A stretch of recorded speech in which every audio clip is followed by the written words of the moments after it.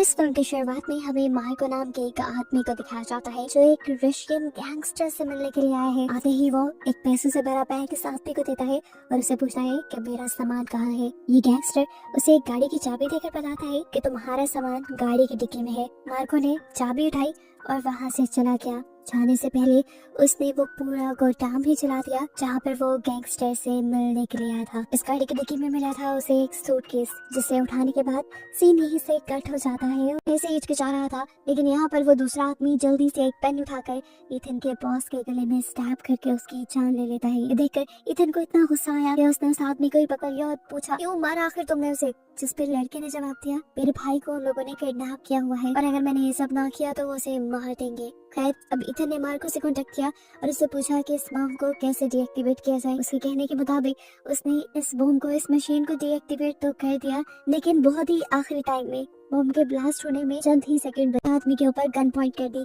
उस आदमी ने भी कार की स्पीड बढ़ाते हुए इस कार का एक्सीडेंट करवाने की कोशिश की। एक्सीडेंट करवाने में वो आदमी कामयाब भी हो गया और इस चक्कर में दोनों को बहुत बुरी चोट आई। यह आदमी नहीं चाह रहा था कि एलेना एयरपोर्ट तक पहुंचे।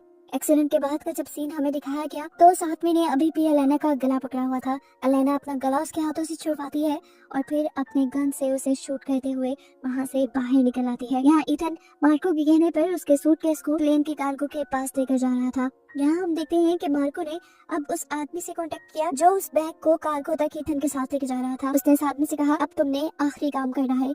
वो आखिरी काम था इथन को मारने का। ये सुनते ही उसने पीछे से इथन के ऊपर गन पॉइंट कर दी, लेकिन शुक्र था कि सामने एक शीशे में इथन ने ये सब देख लिया और उल्टा उसी के ऊपर वार कर दिया।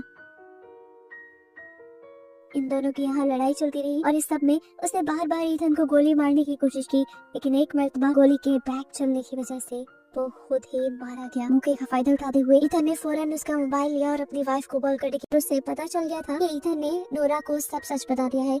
इससे पहले कि वो नोरा को मार देता, पीछे से इथन आ जाता है। अब राइली भी गोली चलाने ही वाला था, लेकिन उससे पहले ही हमें गन शूट की आवाज सुनाई दी और राइली गिर गया। देखने को मिला कि वो आदमी जो कि सूटकेस लेकर प्लेन तक जा रहा था, जिसकी मौत हो गई थी, उसके भाई को राइली ने बंदी बनाकर रखा हुआ था और उसी ने राइली को मारा था। इथन उस आदमी को देखकर ही समझ गया कि ये जरूर उसी लड़के का भाई है जिसे ब्लैकमेल करके मार्को अपना काम निकलवा रहा था। और अब इथन ने उसे सब सच बता दिया कि तुम्हें बचाने के चक्कर में तुम्हारे भाई ने अपनी जान दे दी है। ये सुनकर वो बहुत ज्यादा दुखी हो गया। अभी भी मसले हल नहीं हुए थे।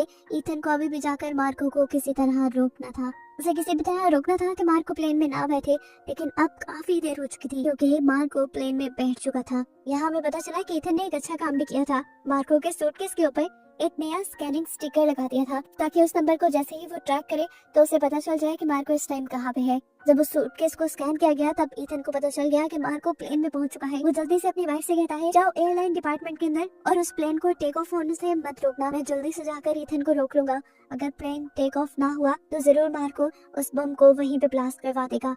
मैं उसे डिफ्यूज कर सकता हूँ, ये बात मैं जानता हूँ। नोरा भी यही बात जाकर फौरन अलाना को बताती है जो कि उस प्लेन को टेक ऑफ होने से रोक रही थी। उस प्लेन को टेक ऑफ होने दो। अगर वो प्लेन टेक ऑफ ना हुआ तो मार्को उस बम को एक्टिवेट कर देगा। लेकिन इथन गया है प्लेन में, उसे बम डीएक्टिवेट करना आता है, वो सब संभालेगा।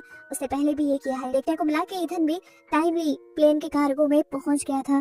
प्लेन भी टेक ऑफ कर चुका था और अब इथन सूटकेस को खोलकर उस बम को डिफ्यूज करने की कोशिश कर रहा था। जैसे ही उसने वो सूटकेस खोला, मार्को को इस चीज की खबर हो गई और वो जान गया कि जरूर प्लेन के अंदर इथन ही आया है। अपने मिशन को बचाने के लिए मार्को भी आ जाता है कार्गो के अंदर। यहाँ आते ही मार्को ने अब इथन को रोकने के लिए उसके ऊपर गोली चलाई।